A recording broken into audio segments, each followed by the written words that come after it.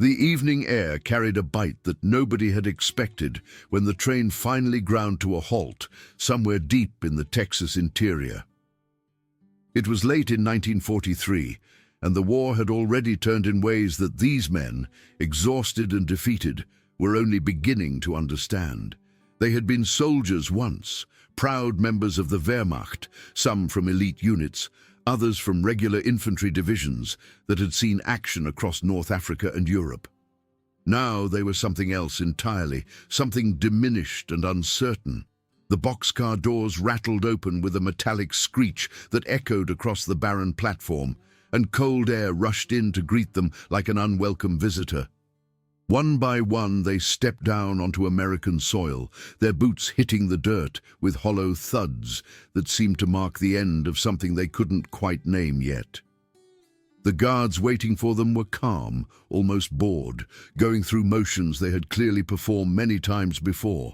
There was no hostility in their faces, but no warmth either, just the practiced efficiency of men doing a job they neither loved nor hated. The prisoners were counted, sorted, and directed toward a cluster of long wooden barracks that stretched across the compound like fingers reaching into the gathering dusk. Everything about this place felt strange and foreign to them. The landscape was flat and endless in a way that European terrain never was, the sky too big, the horizon too distant. They had crossed an ocean to get here, spent weeks in transit, and now found themselves deposited in this sprawling camp that seemed to exist in the middle of nowhere, surrounded by wire fences and guard towers that watched over them with mechanical indifference. Inside the barracks, the air smelled of fresh-cut lumber and dust. The bunks were simple wooden frames arranged in neat rows, military precision translated into carpentry, and on each bunk, folded with meticulous care, sat a blanket. These were not the heavy woolen blankets they had known in their barracks back home, not the thick grey or brown covers that soldiers had wrapped themselves in during cold German winters or frigid nights on the Eastern Front. These American blankets were light, almost thin, woven in pale colors that looked insubstantial, even in the dim light filtering through the windows. The fabric had a strange quality to it, not quite cotton, not quite wool, something in between that felt foreign to hands, accustomed to rougher textures. The reaction began almost immediately, starting as a low murmur and building into something louder and more derisive. Carl Weiss, a lieutenant who had served with the Afrika Korps before being captured in Tunisia, was among the first to lift one of the blankets and hold it up to the light. He was a tall man with angular features weathered by desert sun and North African sand, and his face twisted into an expression of amused contempt as he examined the fabric. He called out to his comrades in German, his voice carrying easily across the barracks. "Look at this," he said, holding the blanket with just 2 fingers as though it might contaminate him. "This is what the Americans think will keep us warm. You could see through this if you held it to the sun. In Europe, even the newest recruits wouldn't accept such poor quality. We use rags like this for cleaning our rifles, not for covering ourselves at night." His words sparked laughter that rippled through the room, sharp and mocking, cutting through the fatigue that had settled over them during the long journey. Other prisoners picked up their own blankets, shaking them out, testing the weight in their hands, finding them wanting. Someone made a joke about using them as handkerchiefs. Another suggested they might work better as dustcloths than as bedding. The ridicule came easily, born partly from genuine disbelief and partly from a need to assert some kind of superiority in a situation where they had very little left to feel superior about. They were prisoners, defeated soldiers in an enemy land, but at least they could laugh at the inferior equipment their captors provided. Dieter Kraus, who held the rank of major and had once been responsible for quartermaster duties in a regiment stationed near Munich, joined in with the kind of authoritative tone that came from experience. He spoke of the blankets they had used back home, describing them in detail that grew more elaborate with each sentence. "Our German blankets," he explained to anyone who would listen. weighed nearly 5 kilograms each when dry, even more when damp. They were woven so thick that you could barely fold them, and when you stacked 3 or 4 on a bunk, they formed a barrier against any cold that tried to seep through stone walls or wooden boards. Those were real blankets, he insisted, made by craftsmen who understood what soldiers needed. These American things, he said with a dismissive wave, are an insult. They weigh nothing. They feel like they would tear if you pulled too hard. This is what happens when a country values quantity over quality, when they try to make everything cheap and fast instead of making it properly. The comparison became a kind of competition among the men, each trying to outdo the others in describing how inadequate these American blankets were compared to what they had known. They talked about the wool blankets issued by the Wehrmacht, heavy and scratchy against the skin, but undeniably warm, capable of trapping body heat even in the worst conditions. They reminisced about barracks in Bavaria, where stone walls were 3 feet thick, and still the cold would find its way in, and only those massive wool blankets, layered 2 or 3 deep, could provide enough warmth to sleep through a winter night. Some of them had served on the Eastern Front, where temperatures dropped so low that exposed skin could freeze in minutes, and even there they had relied on their thick German blankets, sometimes wrapping themselves completely like cocoons just to survive the brutal Russian winters. Otto Reis, a sergeant with a weathered face that spoke of too many winters in too many different places, shared a story that drew nods of recognition from those around him. During maneuvers near the Polish border, he recalled, his unit had been supplied with such an abundance of blankets that they had to transport them in wagons pulled by horses, and the weight was so great that the animals strained under the load, their hooves digging deep into muddy roads. Even with all those blankets, he added, men still froze during the night watches, but at least they had proper wool, proper protection. "Not this," he said, flicking the American blanket with his fingers in a gesture of contempt. "This is what you give to beggars, not to soldiers." The mockery continued as they settled onto their bunks, arranging what few possessions they had been allowed to keep.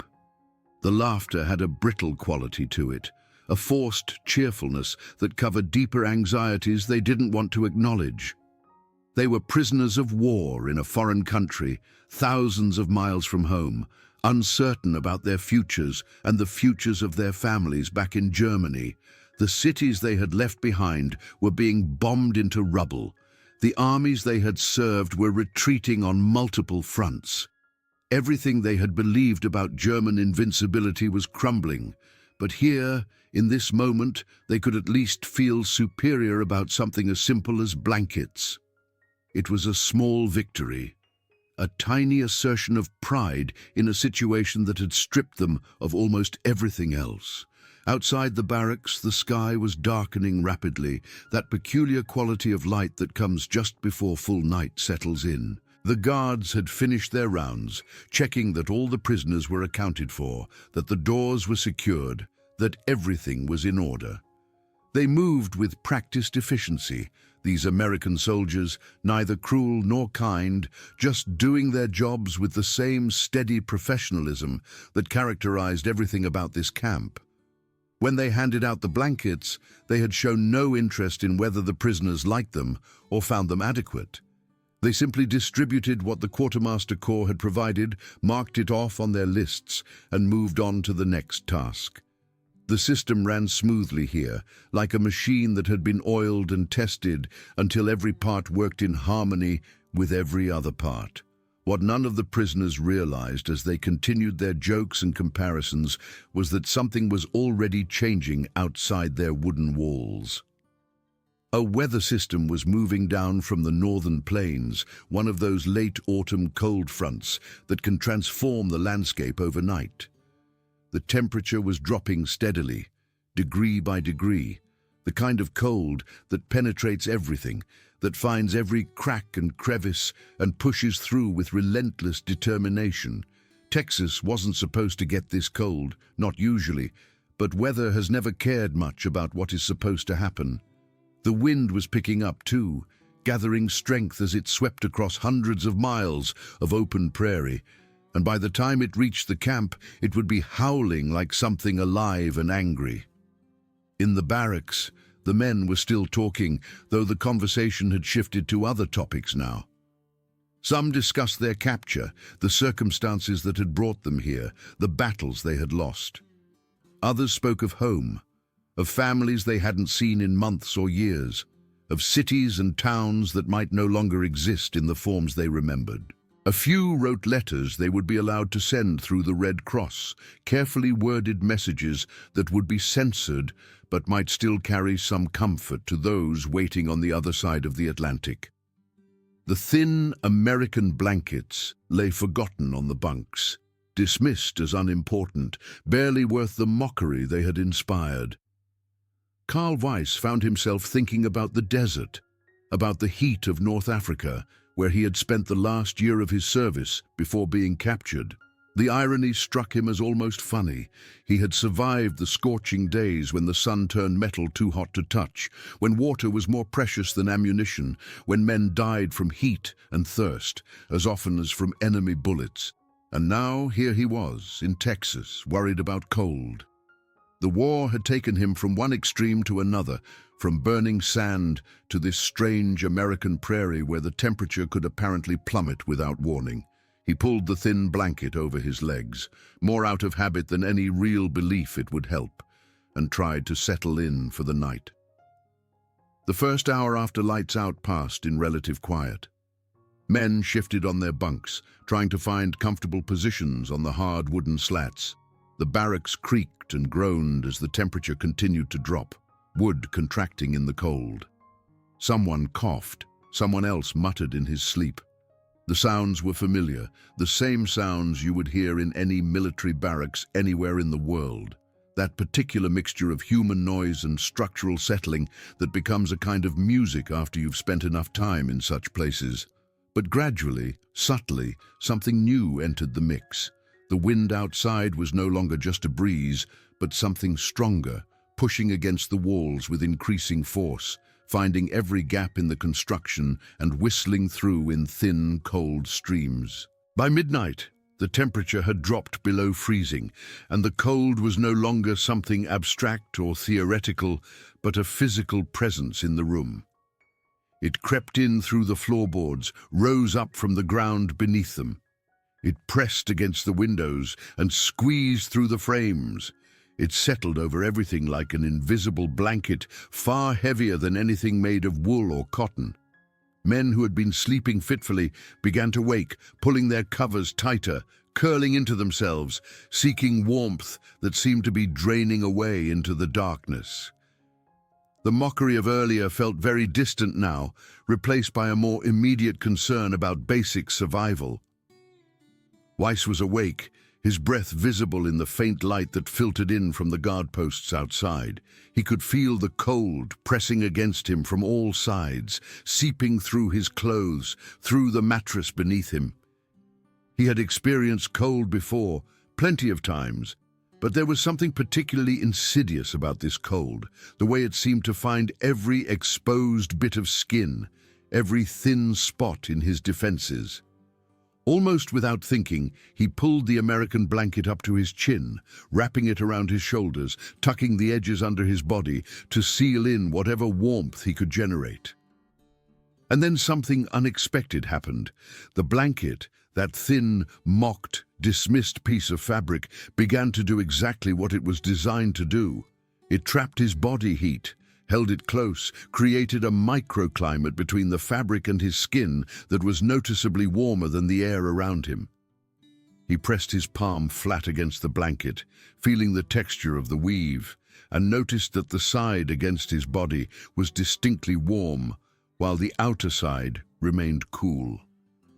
Somehow, impossibly, this thin cloth was holding heat more efficiently than he would have thought possible.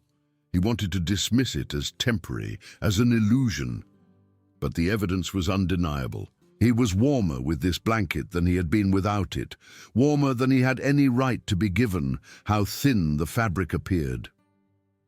A German word slipped from his lips, barely audible, an acknowledgement of surprise that he immediately wished he could take back.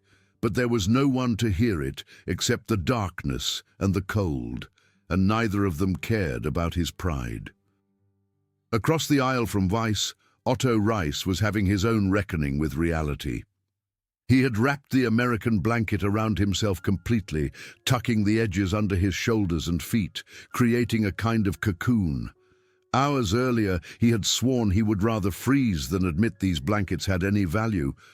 But survival has a way of cutting through pride with ruthless efficiency.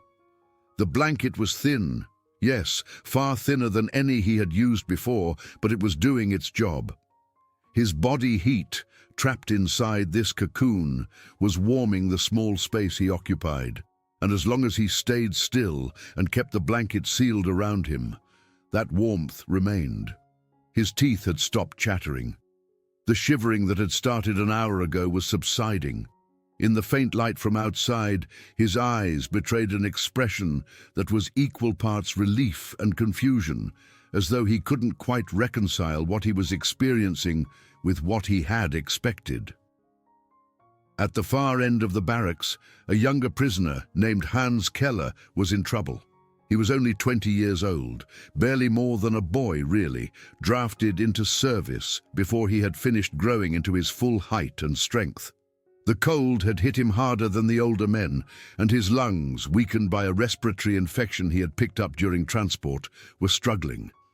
His breath came in ragged gasps, each inhale sounding wet and labored.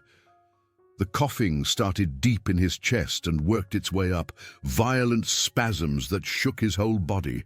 Two men from nearby bunks heard him and moved closer without discussion, driven by an instinct that transcended nationality or allegiance.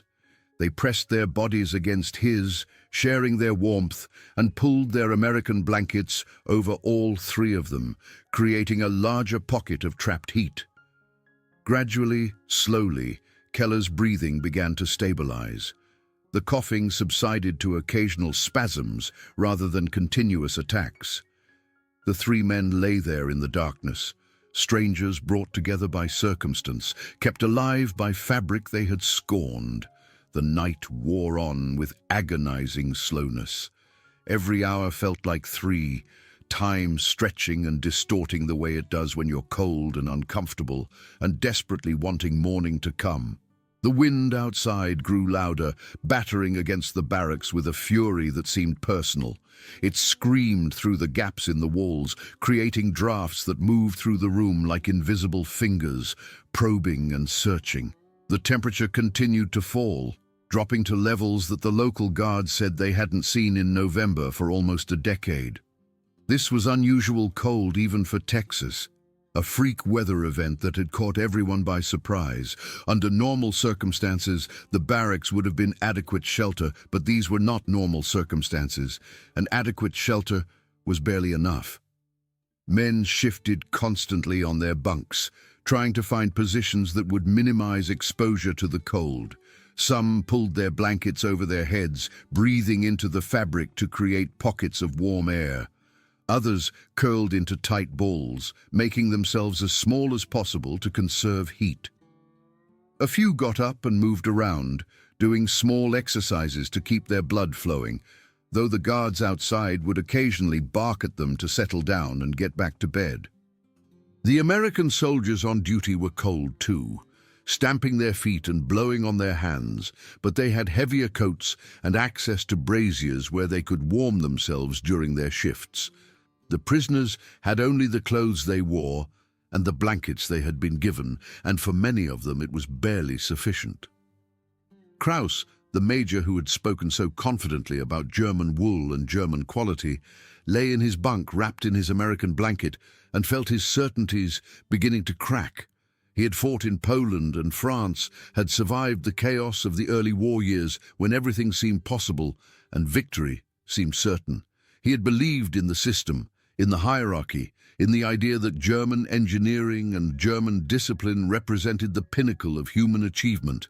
And here he was, kept alive by a cheap American blanket that weighed almost nothing and looked like it might fall apart if you washed it too roughly. The cognitive dissonance was painful, like trying to hold two contradictory thoughts in his mind at the same time. How could something so flimsy work so well? How could the enemy they had dismissed as soft and unprepared produce something that actually functioned better than what his own country had made? By the time the first grey light of dawn began to seep through the windows, the barracks smelled of bodies and sweat and damp wood, that particular odor of too many men in too small a space without enough ventilation. But every man in that room was alive. Nobody had frozen to death. Nobody had succumbed to the cold. They were uncomfortable, exhausted, some of them sick, but they had survived the night. Outside, frost covered everything like a white shroud, coating the ground and the fences and the guard towers in crystalline patterns that caught the early light and threw it back in tiny sparkles. The temperature was still well below freezing, though the wind had finally died down to something more manageable. The guards, who had worked through the night, looked haggard and relieved as their replacements arrived. Fresh men who brought coffee and complaints about how cold it had been, even indoors. Inside the barracks, men began to stir, sitting up slowly, rubbing their faces, trying to work, feeling back into fingers and toes that had gone numb during the night. The blankets that had covered them were damp with condensation from their breath and their sweat. But they were intact, unbroken, still functional. Nobody said anything at first. The silence was heavy with implications, with realizations that nobody quite wanted to voice. The mockery of the previous evening hung in the air like smoke, embarrassing now in retrospect. They had laughed at these blankets, dismissed them as worthless, and then spent the night clinging to them like lifelines, which was exactly what they had been. Weiss sat on the edge of his bunk, the American blanket still draped over his shoulders, and stared at the floor. His body ached from the tension of trying to stay warm, but he was alive, and that was more than he had been certain of around 3 in the morning when the cold had been at its worst. He could feel the weight of the other men's gazes, though nobody was looking directly at anyone else. They were all processing the same experience, coming to the same conclusions, dealing with the same uncomfortable truth. The thing they had scorned had saved them, and there was no way to deny it or explain it away. An American captain made his rounds later that morning, checking on the prisoners, making sure nobody needed medical attention. His name was Walter Mills, and he had been overseeing supply distribution for the camp since it had opened. He was a practical man, not given to unnecessary conversation, but when one of the guards mentioned that the prisoners had been making fun of the blankets the day before, Mills paused and allowed himself a thin smile. He explained in simple terms that the guards might repeat to anyone who asked that these weren't traditional wool blankets at all, but a synthetic blend, materials that had been developed in American laboratories and perfected in American factories specifically for military use. Rayon and other fibers, he said, woven in patterns that maximized heat retention while minimizing weight and cost. The whole point was to make something that could be produced quickly and in enormous quantities without sacrificing functionality. He mentioned numbers that seemed impossible to the guards who heard them. One factory in Massachusetts, he said, was churning out more than 250,000 of these blankets every single month, working around the clock 3 shifts a day. And that was just one factory. There were dozens more across the country, all producing supplies for the military effort, all running at maximum capacity. The logistics involved in moving all these materials, distributing them to bases and camps and frontline units scattered across the globe, was staggering in its complexity. Trains carried millions of blankets from factories to warehouses, from warehouses to ports, from ports to ships that crossed oceans. The whole system worked with a kind of mechanical precision that seemed almost inhuman in its efficiency. When this information filtered back to the German prisoners, it hit them with the force of revelation. Hundreds of thousands each month, Krauss repeated to himself, trying to comprehend the scale. In Germany, even before the war had started draining resources, even during the best years, their textile industry had never approached anything like that level of production. Wool had to be gathered from sheep, processed, spun, woven, dyed, cut, sewn. It was a slow process that required skilled workers and couldn't easily be rushed. And now, with the war consuming everything, Germany was rationing fabric, taking wool from civilian coats to make uniforms for soldiers at the front, recycling old blankets into new ones because they simply couldn't produce enough to meet demand. The contrast was brutal and impossible to ignore. Here in this enemy camp, prisoners were being given blankets that were not only functional, but so abundant that they could afford to hand them out to captured soldiers without a second thought. One prisoner, whose name has been lost to history, but whose words were preserved in a notebook later confiscated by guards, wrote something that captured the essence of what many were feeling. "If they can afford to clothe their prisoners so generously," he wrote in cramped handwriting that suggested he was trying to hide what he was doing, "then what must they be giving to their own soldiers? What kind of resources do they have that we haven't even imagined?" The questions haunted him and others like him because they pointed to a truth that contradicted everything they had been told, everything they had believed about American weakness and European superiority. Stories and anecdotes began to circulate through the camp, small details that added up to a larger picture. One corporal claimed he had seen a train passing by loaded with nothing but crates of blankets, hundreds of crates stacked on flat cars, all heading west toward another camp or another base. Another overheard guards talking about how American families were donating quilts through the Red Cross, thousands of them arriving every month, sewn by women who wanted to help the war effort and support soldiers overseas. The image of housewives sitting at quilting frames, stitching together pieces of fabric to send to men they would never meet, was almost incomprehensible to prisoners who came from cities where every scrap of cloth was precious, where curtains were being torn down to make clothes because nothing new was available in the shops. The abundance was overwhelming, almost grotesque in its scale. It spoke to an industrial capacity that dwarfed anything Germany had achieved, a system that could produce not just weapons and ammunition, but all the mundane necessities of military life, the boots and belts and blankets and bandages, in quantities that seemed limitless. And it wasn't just the quantity, but the quality that unsettled them. These blankets worked. They were well designed, carefully engineered to do exactly what they were supposed to do. This wasn't shoddy mass production or corner cutting to save money. This was innovation applied to the most basic level of soldier welfare, treating something as simple as staying warm as a problem worth solving properly. As the day progressed, the prisoners moved through their routines with a new kind of quietness. Roll call was held in the cold morning air, men standing in formation while their numbers were counted and recorded. Breakfast was distributed. Simple food, but adequate, more than adequate really, another reminder of the enemy's capacity to provide. Work details were assigned, though the cold made everything slower and harder. Through it all, the memory of the previous night lingered, impossible to shake or forget.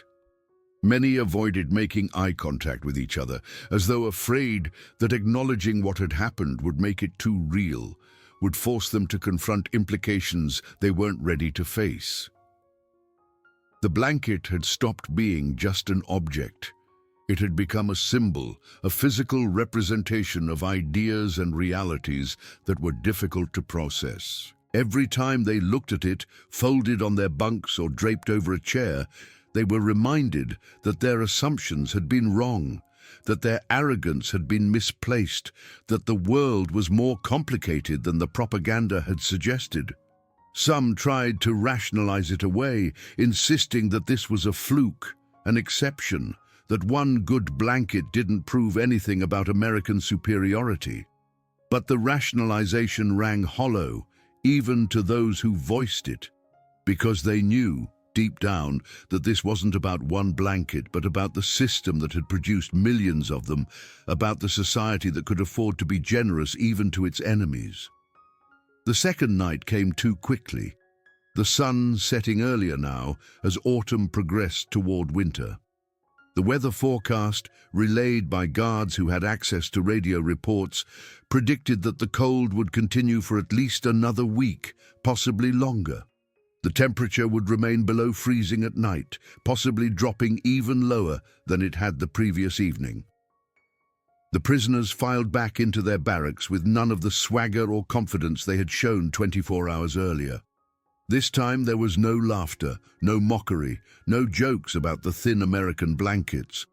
Instead, there was a kind of grim determination, a shared understanding that they were in for another difficult night, and that the only thing standing between them and potentially fatal cold was the same fabric they had ridiculed. Weiss climbed onto his bunk and picked up his blanket, holding it in his hands and studying it as though seeing it for the first time. The weave was intricate, tighter than it appeared at first glance. The fibers had a slight sheen to them, catching the light in ways that wool never did. It felt different from anything he had touched before, synthetic in a way that was neither good nor bad, but simply other, a product of a different approach to manufacturing, a different philosophy about what materials could do. He wrapped it around himself carefully, tucking the edges just as he had learned to do the night before, creating that crucial seal that would trap his body heat and keep the cold at bay. As he lay back on his bunk, he whispered something into the darkness, words that none of his comrades heard, but that were nonetheless significant for being spoken. Without these blankets, he said to no one in particular, half of us would be dead already. The confession hung in the air, invisible but present. Across the room, other men were coming to similar conclusions, though few had the courage or honesty to voice them aloud. Kraus lay in his bunk, the blanket pulled up to his chin, and felt something inside him shift and crack. His pride, so carefully maintained through years of service and months of captivity, was fracturing under the weight of simple truth. He had built his identity around the idea of German superiority, around the belief that his nation's methods and materials and approaches were the best in the world. And here was this American blanket, light and thin and somehow perfect, doing its job with quiet efficiency while his assumptions crumbled around him.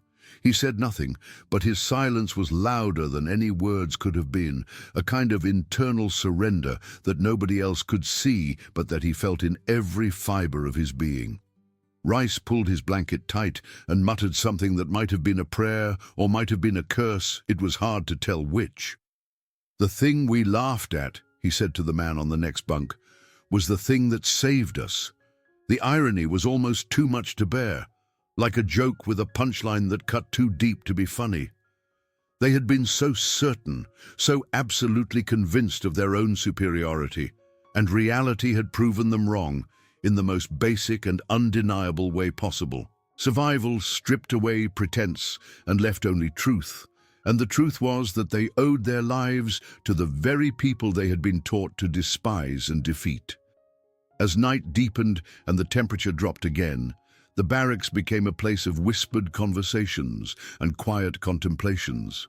Some men argued that this was all part of some elaborate psychological operation, that the Americans wanted them to feel grateful and compliant, that the blankets were a tool of manipulation designed to soften their resistance and break their will. Others countered that no amount of propaganda could change the fundamental fact that they had slept through a freezing night and woken up alive, that their comfort and survival were not illusions, but concrete realities that couldn't be explained away by theories about manipulation. The debate was conducted in low voices, half-arguments that never quite reached conclusions, questions that had no easy answers. One diary entry from this period, later discovered in a collection of prisoner writings archived in Berlin after the war, revealed the depth of the internal struggle many were experiencing. "Last night, the anonymous writer recorded, I realized that strength is not always heavy, and that salvation does not always come dressed in iron. Sometimes it is as light as cloth, as simple as thread woven by machines in a country I was taught to hate. I do not know what this means for everything I believed, but I know that I am alive, and that counts for something. The words were careful, measured, the thoughts of someone trying to reconcile contradictory truths without losing himself in the process. The question that kept circling back, that wouldn't leave them alone no matter how hard they tried to push it away, was whether to cling to their wounded pride or accept the reality of their situation.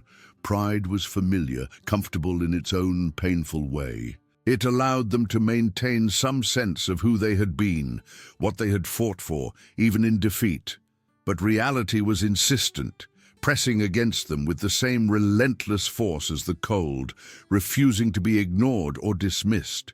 They had been saved by enemy generosity, sheltered by enemy innovation, kept alive by a system they had been told was weak and decadent.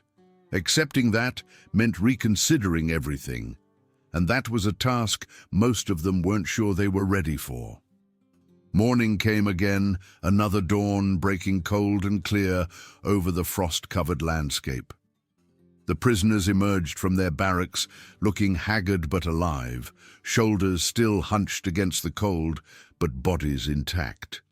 On the parade ground, guards distributed another round of blankets, extras to replace any that had gotten too damp or torn, and because the weather forecast suggested the cold snap would last longer than anyone had initially expected. The distribution was matter-of-fact, bureaucratic, guards checking names against lists and handing out supplies with the same efficiency they brought to every task.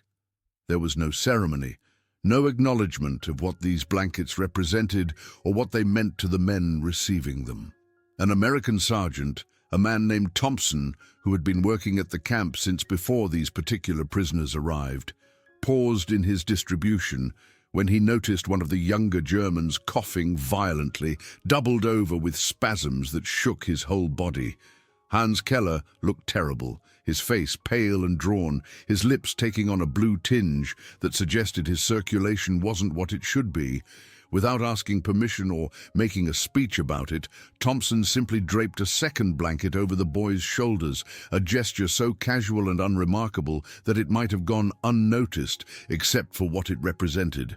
There was no gloating, no demand for gratitude, no attempt to make Keller acknowledge American superiority. It was just one human being responding to another human being's obvious need, stripped of everything except basic compassion. Keller stared at the sergeant for a long moment, unable to find words in English or German that would adequately express what he was feeling. The blanket over his shoulders was warm, solid, real. The man who had given it to him was already moving on to the next prisoner, already forgetting the gesture because to him it was nothing special, just part of the job. But to Keller it was everything. It was the moment when the enemy stopped being a faceless abstraction and became specific, individual, human. He pulled the blanket closer and felt something inside him shift, some hard shell of hatred or fear beginning to crack. Later that afternoon, a delivery wagon rattled into the camp, pulled by horses that steamed in the cold air, their breath visible as white plumes. The wagon was loaded with quilts, dozens of them, donated by townspeople from the nearest settlement. These weren't military issue but homemade items, pieced together by church groups and women's clubs, patterns of flowers and stars and geometric shapes, each one unique. The guards unloaded them and distributed them among the prisoners, adding them to the existing blankets as extra layers against the continuing cold. Some of the quilts were clearly old, treasured items that families had used for years before deciding to donate them. Others were new, made specifically for this purpose, fabric cut and sewn with care by hands that had never seen the men who would use them. One quilt, covered in small embroidered flowers with a child's stitching visible along one edge, ended up on the bunk of a tank officer from Hamburg named Friedrich Werner. He was in his mid-30s, a career soldier who had joined the military long before the current madman had come to power, a professional who had served because it was the family tradition and because he believed in duty and honor. He picked up the quilt and examined the stitching, recognizing the uneven quality that came from young hands learning a new skill. Some American child had made this, practicing her needlework, and then her family had decided to send it here, to a camp full of enemy soldiers, trusting that it would be used to keep someone warm. The thought was almost unbearable in its simplicity and generosity. Werner traced the small flowers with his fingertip, following the thread from petal to stem to leaf, and felt something he hadn't allowed himself to feel in years. Shame, yes, but also wonder and confusion and a kind of grief for everything that had been lost and destroyed in this war. An American family had given warmth to a man who had fought to destroy theirs, who had served in a military machine dedicated to conquest and domination. They didn't know him, didn't know whether he was a good man or a monster, didn't know what he had done or failed to do.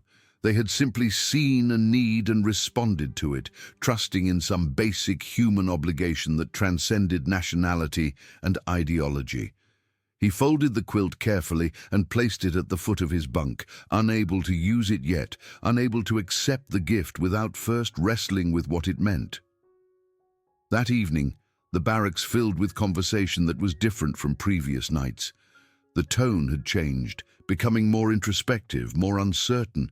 Some men still insisted that this was all manipulation, that the Americans were trying to weaken their resolve and make them more compliant. But the arguments sounded hollow, even to those making them, rationalizations that couldn't quite cover the obvious truth. Krauss, who had been among the loudest critics of American quality and efficiency, finally admitted something to Weiss in a voice barely above a whisper. "They could have let us freeze," he said. "They could have given us nothing or given us blankets that barely worked, and nobody would have blamed them. We're the enemy. We came here to fight them, to defeat them, and they captured us, but instead they saved us. I don't know how to explain that. I don't know what it means." Weiss had no answer because he was wrestling with the same questions. The whole structure of his understanding of the war, of the sides, and who was right and who was wrong, had been built on certain assumptions about strength and weakness, about which nations deserved to win and which deserved to lose. And here was this blanket, this simple object undermining all of it. It suggested that maybe, just maybe, the people they had been fighting weren't the corrupt and degenerate weaklings the propaganda had described. Maybe instead, they were competent and innovative and, most disturbing of all, fundamentally decent in ways that made the whole war feel like a terrible mistake. The blanket had become more than fabric. It was a bridge, fragile and unexpected, between enmity and something else, something harder to name. It reminded them that war was fought between governments and armies, between ideologies and leaders, but that survival was shared between individual men who weren't really so different from each other. The guards who watched over them were just doing their jobs, just following orders, just trying to get through the war and go home. Exactly like the prisoners would have been doing if circumstances had been reversed. The women who had sewn the quilts were just trying to help, to do something useful and kind in a world that had gone mad with violence. And the prisoners themselves, for all their training and ideology, were just men trying to stay warm on a cold Texas night, trying to survive long enough to see their families again, trying to make sense of a world that had stopped making sense a long time ago. As the night deepened and men settled into sleep, wrapped in their American blankets and donated quilts, a strange kind of peace settled over the barracks. It wasn't happiness, wasn't contentment, but it was something close to acceptance. They were alive, they were warm enough, and tomorrow would bring whatever it brought, and they would deal with it as best they could, the same as they had dealt with everything else. Some men dreamed of home, of streets they had walked and people they had loved. Others dreamed of nothing, exhaustion pulling them into a darkness free of thought or memory. And a few lay awake, staring at the ceiling, thinking about thin blankets and the unexpected ways that pride could be humbled. The cold snap lasted for a week, exactly as the weather forecasters had predicted, temperatures remaining below freezing every night, sometimes dropping low enough that water in the washing buckets froze solid and had to be thawed before it could be used. During those 7 days, not a single prisoner suffered serious cold-related injury. Nobody lost fingers or toes to frostbite. Nobody developed pneumonia or hypothermia severe enough to require hospitalization. The blankets, supplemented by the donated quilts and by the prisoners' own growing understanding of how to use them effectively, were sufficient, barely sufficient in some cases, requiring careful management and strategic use of body heat, but sufficient nonetheless. The survival rate was 100%, a statistic that would have been unremarkable except that it proved, beyond any possible doubt, that the mocked American blankets worked exactly as designed. When the weather finally broke and temperatures began to rise back towards seasonal norms, the change was almost anticlimactic. The cold retreated, the frost melted, the wind lost its edge. Life in the camp continued its routine of roll calls and work details and meals and mail distribution. The prisoners adapted to their situation with the resilience that soldiers develop, making the best of things that couldn't be changed. But something fundamental had shifted during those cold nights. The blankets remained on their bunks, folded neatly each morning as camp regulations required, but they were no longer objects of ridicule. Some men treated them with something approaching reverence, folding them with care, smoothing out wrinkles, treating them as precious items rather than disposable supplies. Winter arrived in earnest in December, bringing temperatures that, while cold, were nothing like that early November freeze. The prisoners had learned by then how to layer their blankets, how to tuck the edges to trap heat, how to position themselves on their bunks to minimize exposure to drafts. They had become experts in the science of staying warm with minimal resources, knowledge bought through experience and necessity. When new prisoners arrived, transferred from other camps, or fresh captures from the war that still raged overseas, the veterans would pass on their knowledge, teaching the newcomers how to respect the thin American blankets instead of mocking them. The lessons were taught with a kind of quiet authority that came from lived experience. By spring of 1945, the war was clearly ending. Germany collapsing under pressure from both east and west, its cities reduced to rubble, its armies in full retreat. News filtered into the camp through letters and newspapers and radio broadcasts that guards would occasionally share. The man in Berlin, the Austrian who had started it all, whose name the prisoners would sometimes whisper but rarely say aloud, was reportedly holed up in a bunker, his empire crumbling around him. His grand vision of a 1,000-year reign was ending in its 12th year, defeated not just by soldiers, but by factory workers who could produce millions of blankets, by a system so robust it could afford to be generous even to its enemies. The irony was not lost on those who bothered to think about it. When Germany finally surrendered in May, the news was received in the camp with a mixture of relief and grief. Relief that the killing would stop, that the bombs would stop falling, that maybe, finally, they could go home. But grief, too, for everything that had been lost, for the millions dead, for the cities destroyed, for the futures that would never be.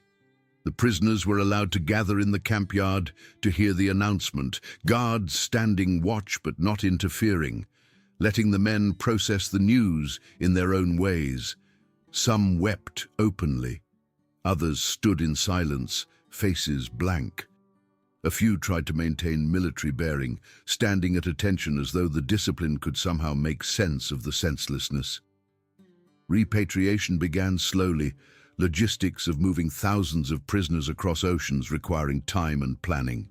When each man's turn came, he was allowed to take minimal possessions, only what could fit in a small bag. Yet among those carefully chosen items, many men included their blankets, the thin American fabric that had kept them alive through that first terrible cold snap and through the winter that followed. They folded them neatly, tucked them into their bags, treated them with a care that spoke to meaning beyond mere utility. The guards who processed them noticed but said nothing, understanding perhaps that these blankets represented something more complex than simple warmth. Keller, the young soldier who had nearly died that first night, who had been given a second blanket by a sergeant who didn't know his name and wouldn't have cared about his ideology, carried his blanket home to Bremen. The city he returned to was not the city he had left. Whole neighborhoods reduced to rubble, familiar landmarks gone, replaced by empty spaces and temporary shelters. His mother met him at the train station, older and thinner than he remembered, her face lined with worry and grief for all they had lost. He showed her the blanket, tried to explain its significance, but the words came out wrong, inadequate to capture the complexity of what he felt. "From the enemy?" she asked, her voice carrying all the hatred and fear that 6 years of war had instilled. He nodded, unable to explain that the enemy had given him more than warmth, had given him his life and, in some strange way, his humanity back. Years later, when Keller was an old man and his grandchildren would climb onto his lap asking for stories, he would pull out that same blanket, worn now and patched in places, but still intact, still functional. He would let them touch the fabric, run their small fingers over the synthetic weave, and he would try to explain what it meant, what it represented. "This," he would say, his voice soft with memory and emotion, "is not just a blanket. This is the reason I am here to tell you stories. This is the reason you exist. Without this, I would have frozen in Texas in 1943, and everything that came after, all the life I lived, all the love I experienced, all of it would never have happened. The blanket saved me, but more than that, it taught me something about strength and kindness that I needed to learn." Other former prisoners had similar stories, similar items carefully preserved through decades of peace. Werner, the tank officer from Hamburg, kept his quilt with the child's embroidery, the one that had undone something hard and closed inside him. He never used it, keeping it instead in a chest in his bedroom, taking it out occasionally to look at the flowers stitched by unknown American hands. It was, he explained to his wife when she asked why he kept it, a reminder that even in the worst times, even when humanity seemed to have failed completely, there were still people who chose kindness. Rice, the sergeant who had fought on too many fronts in too many countries, wrapped his blanket in paper and stored it in his attic, unable to look at it too often because of the complicated emotions it stirred, but unwilling to discard it because of what it represented. The blankets outlasted the war, outlasted the ideologies that had driven the conflict, outlasted many of the men who had used them. Some were passed down to children and grandchildren who might not fully understand their significance, but recognize them as important family artifacts. Others ended up in museums or historical collections, where visitors could see them displayed behind glass with placards explaining their history and meaning. A few were lost to time, thrown away by relatives who didn't know their importance, or destroyed in fires and accidents, and the ordinary entropy that claims all physical objects eventually. But the memory persisted, preserved in written accounts and oral histories, and the lingering awareness that sometimes the most important lessons come from the simplest sources. In the decades after the war, as Germany rebuilt and reconciled with its past, as historians studied the conflict from every angle and survivors processed their experiences through memoirs and interviews, the story of the blankets became a kind of parable. It was taught in schools as an example of how assumptions can be wrong, how propaganda distorts reality, how the enemy is often more complex than we want to believe. It showed up in books and documentaries, in discussions about war and peace and human nature. The thin American blanket, mocked and then treasured, became a symbol for the way that truth can emerge in unexpected forms, that wisdom sometimes comes wrapped in humility and shame. What made the story resonate was its simplicity. There were no heroes in the traditional sense, no dramatic rescues or noble sacrifices, just men who were cold and fabric that kept them warm, and the slow realization that their certainties had been built on sand. The blanket didn't choose sides or make moral judgments. It simply did what it was designed to do, holding heat, protecting against cold, functioning exactly as its creators intended. And in that simple function, it revealed truths that no amount of argument or propaganda could convey. It showed that innovation matters, that industrial capacity matters, that systems and processes and unglamorous logistics can be as important as valor and courage and fighting spirit. The prisoners who had experienced that first freezing night never forgot it, carrying the memory like a scar that had healed but remained visible. In their telling and retelling of the story, certain details became fixed, canonical.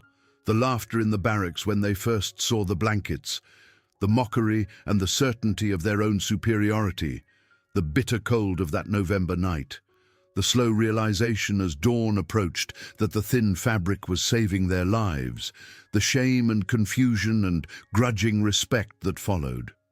These elements appeared in nearly every account, slight variations in specifics, but consistency in the overall arc, suggesting that this was how it actually happened, that this was the truth as they remembered it. But beneath the factual recounting was something else, something harder to articulate, but no less real.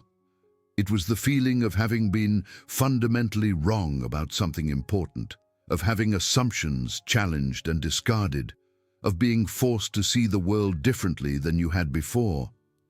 It was the uncomfortable recognition that the people you had fought and hated were in many ways better than you had been taught to believe, that they possessed virtues and capabilities that your own side had lacked.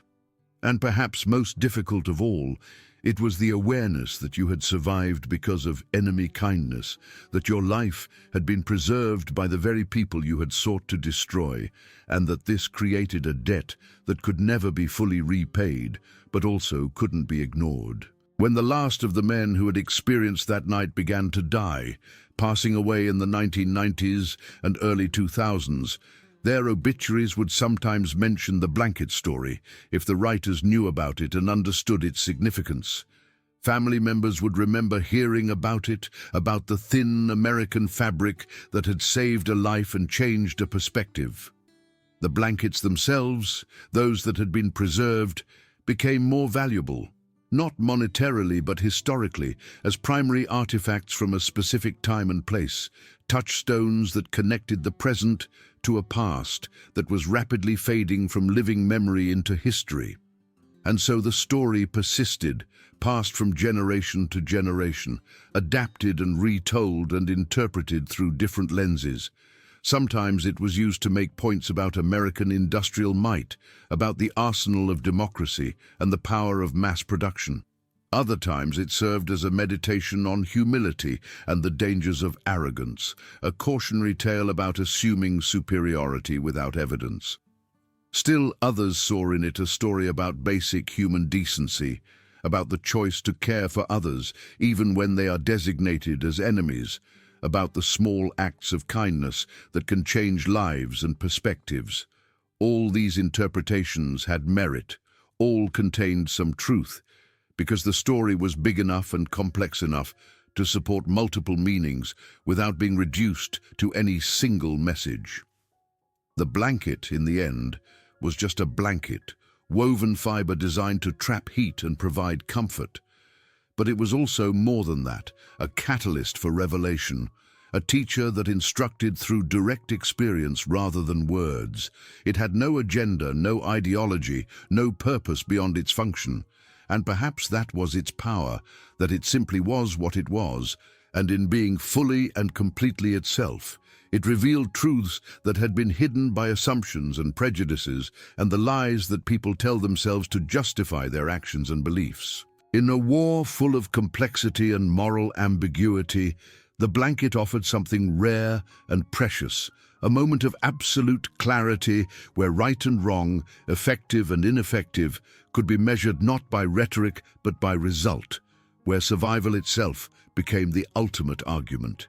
History remembers the big moments, the battles that shifted the course of the war, the decisions that determined the fate of nations, the speeches that inspired millions. And those things matter, certainly. They shape the world in ways that can't be ignored. But history is also made in smaller moments, in barracks at night where cold seeps through walls and men huddle under thin blankets wondering if they'll survive until morning. It's made in the quiet gesture of a sergeant draping extra fabric over shivering shoulders, in the decision of a family to donate a quilt to strangers who might be enemies, in the slow realization that what you believed so absolutely was wrong. These moments don't make headlines or change the outcome of battles, but they change the people who experience them, and those changed people carry their new understanding forward into whatever future they are allowed to have. The German prisoners who slept under American blankets in a Texas camp in 1943 learned something that no amount of propaganda or ideology could teach them. They learned that strength can be light as well as heavy, that innovation can matter as much as tradition, that the enemy is rarely what you expect them to be. But most of all, they learned that survival sometimes requires you to accept help from unexpected places, to admit that you were wrong, to acknowledge that others might know things you don't. It was a hard lesson, bought at the price of pride and certainty, but it was also a necessary one, the kind of knowledge that comes only through direct experience and can't be explained to those who haven't lived it. And so the story of the blanket endures, passed down through time, a small chapter in a vast war, a footnote in histories that focus on larger events. But for those who were there, for those who shivered through that first freezing night and woke to find themselves alive when they might easily have been dead, it was never small or insignificant. It was everything. It was the moment when the world shifted, when understanding broke through illusion, when a thin piece of fabric became the most important thing in the world, because it stood between life and death, between truth and lies, between the past and whatever future would follow.